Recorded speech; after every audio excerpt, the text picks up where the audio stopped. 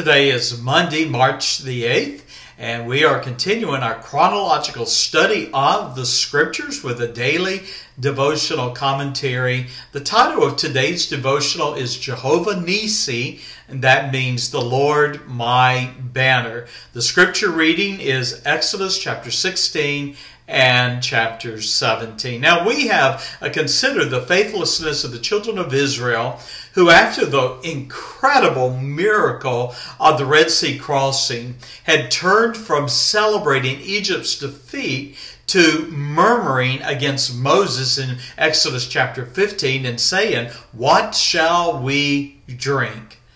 Well, the people had complained about a lack of food, a lack of water rather, in Exodus 15. And then as we come today to Exodus 16, they began their complaint about a lack of food. Now, in leaving Egypt, they had evidently packed enough food for about a 1-month journey. And we find in Exodus 16 and verses 2 and 3, it was the second month, the 15th day of that month, and all the food supplies were exhausted. Well, Israel did what Israel will do for the next 40 years, and that is they began to murmur against Moses and Aaron. Now we read that the people complained they would have been better off dying in Egypt as slaves than to follow Moses into the desert only to starve and die. You know, you think how soon they forgot God's wonderful provision of water just a few weeks earlier. Moses cried out to the Lord, who promised he would rain bread from heaven sufficient for the day, that he might prove or test the people whether they would walk in my law or no or not. Exodus 16 and verse 4. The Lord promised on the 6th day there would fall a double portion of this bread that Israel will call manna, and that the people were to store up on the 6th day enough for the Sabbath day, which was the day of rest. Now Moses and Aaron encouraged the people how the Lord would provide them bread in the morning and in the evening flesh to eat. Now the Lord, faithful to his promise, each evening quail would cover the camp, providing the people meat. Each morning they would find a small round bread on the ground they called manna. Now Moses instructed the men, gather only enough for their households for 1 day, every man according to his eating. And Moses admonished the people, let no man leave of it, that is the bread of the manna, till the morning. Now there was a lesson to be found here. And what lesson was that? And it was a lesson regarding daily bread or daily provisions.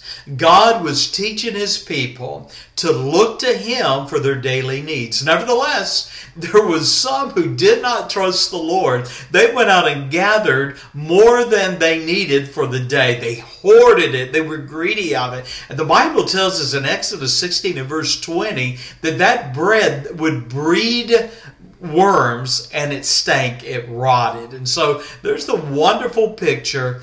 Only for the day would God provide. Now, Exodus 17, Israel continued her journey in the wilderness of sin. And they encamped, and again, Exodus 17 and verse 1, there was no water for the people to drink. Now they question, is the Lord among us or not? Exodus 17 and verse 7. And they actually accuse Moses again of bringing them out of Egypt to kill them. Now the criticism was so vicious that Moses feared the people were almost ready to stone him. Well, God heard the plea of Moses and commanded him to take the rod he had carried when the waters of the Red Sea were open. Stand upon the rock in Horeb, and thou shalt smite the rock, and there shall come water out of it, that the people may drink. Well, once again, Israel witnessed the Lord's compassion and miraculous provision for their needs. However, there was a greater lesson in this moment that would not be revealed until the New Testament. You see, the rock in Horeb that Moses struck and out of which water flowed was a type or a prophetic picture of Jesus Christ, who would identify himself in John chapter 4 and verse 14 as the well of water springing up into everlasting life. Well, Exodus 17 and the verses that follow, beginning at verse 8, gives us a history record, a memorial of Israel's first war. The children of Israel then encountered their first enemy when the Amalekites, now they were descendants of Esau, Jacob's twin brother, when the Amalekites came to war against them. Moses summoned Joshua, and he commanded him to choose men in Israel whom he would lead in battle against Amalek. Well, Joshua led the battle in the valley, but Moses stood on the top of the hill with the rod of God in his hand. When the arms of Moses were outstretched, Israel prevailed, and when his arms grew heavy, the battle would go against the nation. Sitting down on a rock, Moses' brother Aaron steadied one arm, while a man named Hur held the other aloft. Exodus 17 and verse 12. Israel prevailed. And we read in verses 10 through 12 that Joshua discomfited Amalek and his people with the edge of the sword. Their first battle was to serve as a lasting reminder, as a memorial, that the Lord was on the side of his people. Moses was commanded by God, write the victory in a book and exhort Joshua to remember and to rehearse in the ears of the next generation how the Lord had given Israel the victory. Well, Moses then, rather than raising a memorial to the battle or a memorial to Joshua who had so triumphantly led Israel, instead Moses built an altar, and he called the name of it Jehovah-nissi, being reminded to all the people that the people of God would fight under, quote, the Lord, my banner. My friend, you serve the Lord in righteousness.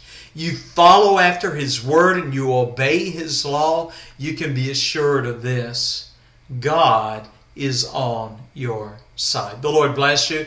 I look forward to joining you tomorrow as we continue our study in the book of Exodus. God bless. Bye-bye.